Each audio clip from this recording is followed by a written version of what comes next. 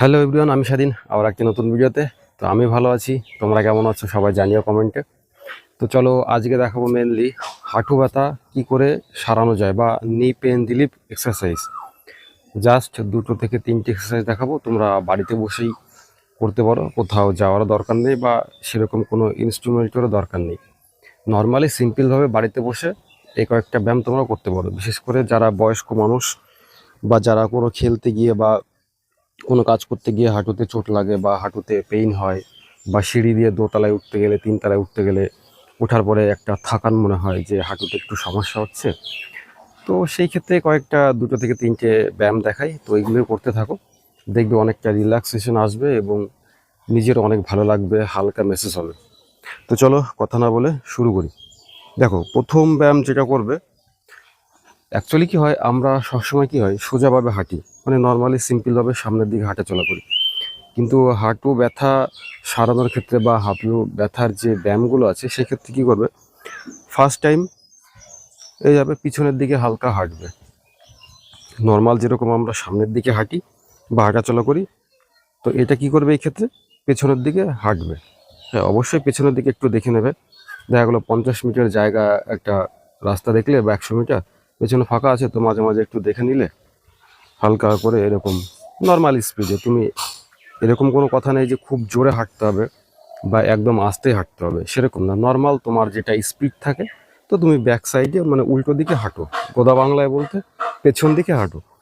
তো একটু হাঁটলে এরকম জাস্ট 5 থেকে 10 মিনিট, তোমার তোমার নিজের ইচ্ছে মতো 5 মিনিটও হাঁটতে পারো, 10 মিনিটও, তোমার ব্যক্তিগত ইচ্ছা। এটা কোনো বাধ্যবাধকতা নেই যে এইটুকু হাঁটতে হবে বা এইটুকু করতে হবে। ব্যাস সিম্পলি হাঁটা চলাটা করে নিলে সেকেন্ড যে ব্যায়ামটা থাকবে, যে কোনো একটা জিনিস সাপোর্ট দেবে। হয় এভাবে দাঁড়িয়েছো রাইট সাইড অথবা লেফট সাইডে, একটা দেওয়াল হোক বা একটা লাঠি হোক বা একটা সাপোর্ট হোক, যে কোনো বিষয়। নর্মালি আমি মানে বোঝানোর সুবিধা থেকে দেখাচ্ছি। ধর মনে করো আমার বাঁ সাইডে একটা দেওয়াল আছে বা একটা পাঁচিল আছে, সেই সাইডে আমি হালকা এইভাবে সাপোর্ট দিয়ে নিলাম। এবার কী করে পাটা হালকা করে স্ট্রেট করবে, হালকা করে ডাউন করবে। যখন ডাউন করছো তখন যে আমার পা লেগ এটা রিল্যাক্সেশনও করবে।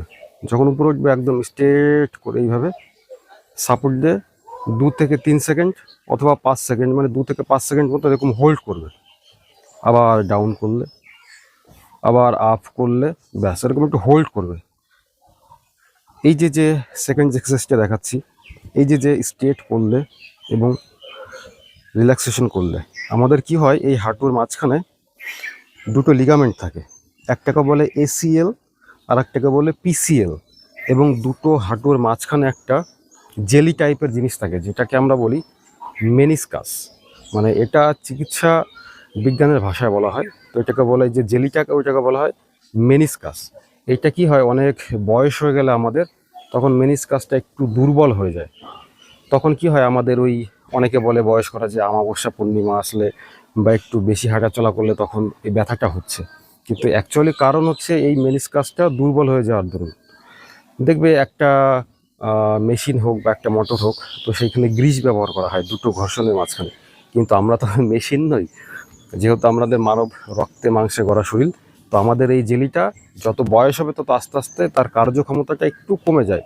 তো সেইটাকে আবার সচল রাখার জন্য আমাদের এই কয়েকটা রিল্যাক্সেশনের একটু এক্সারসাইজ করা জরুরি। 3 নম্বর যে ব্যায়ামটা দেখাবো, নর্মাল এরকম দাঁড়িয়ে থাকবে, একটা সাইডে সাপোর্ট দিতেও পারো, নাও দিতে পারো, তোমার ব্যক্তিগত ব্যাপার। তুমি যদি মনে করো আমার তোমার ব্যালেন্সটা নষ্ট হবে বা ব্যালেন্সটা পাচ্ছি না আমি ঠিকঠাক, তাহলে সাপোর্ট দিয়ে নিতে পারো। নর্মালি হালকা করে 1 2, যখন 2 বলবো এই দেখো পাটা স্ট্রেট থাকবে, নর্মালি এরকম কিন্তু ঝুলে থাকবে না। এরকম আপ করলে ব্যাস, ডাউনের ক্ষেত্রে একদম স্ট্রেট করবে, স্ট্রেট, মানে যাতে আমাদের এসিএল পিসিএল এবং মেনিসকাসটায় হালকা একটু প্রেশার পড়ে। হ্যাঁ, যাদের পায়ে একটু সমস্যা আছে তারা এইভাবে বেশি প্রেশার ক্রিয়েট করবে না, মানে যতটুকু পারো। যার এইটুকু হয়, কারো পুরোটা হয়, তো যার যেরকমভাবে হয় সে ততটুকুই প্রেশার ক্রিয়েট করবে। এখানে মানে একদম ইচ্ছাভাবে না যে এইভাবে একদম চেপেই ধরতে হবে। নর্মালি স্ট্রেট করলে, আপ করলে, স্ট্রেট করলে, আপ, ব্যাস। এই সিম্পল কয়েকটা এক্সারসাইজের মাধ্যমেই অনেকটা পেন রিলিফ হয়। তোমরা আমার আগের ভিডিওতেও দেখতে পারো, অনেকগুলো ভিডিও করা আছে হাঁটু ব্যথার সমস্যার ক্ষেত্রে। তো সবাইকে বলবো একটু কাইন্ডলি আমার ভিডিওতে কমেন্ট লাইক করে দিও, এবং যারা সাবস্ক্রিপশন করেনি তারা সাবস্ক্রাইব করে নিও পরবর্তী ভিডিও আগে দেখার জন্য। তো এই কয়েকটা ব্যায়াম তোমরা করতে থাকো, অবশ্যই রিল্যাক্স হবে। তো চলো বন্ধুরা, কথা না বলে ভিডিওটা শেষ করি, আবার দেখা হবে পরবর্তী ভিডিওতে। সবাই সুস্থ থেকো, ভালো থেকো, বাই।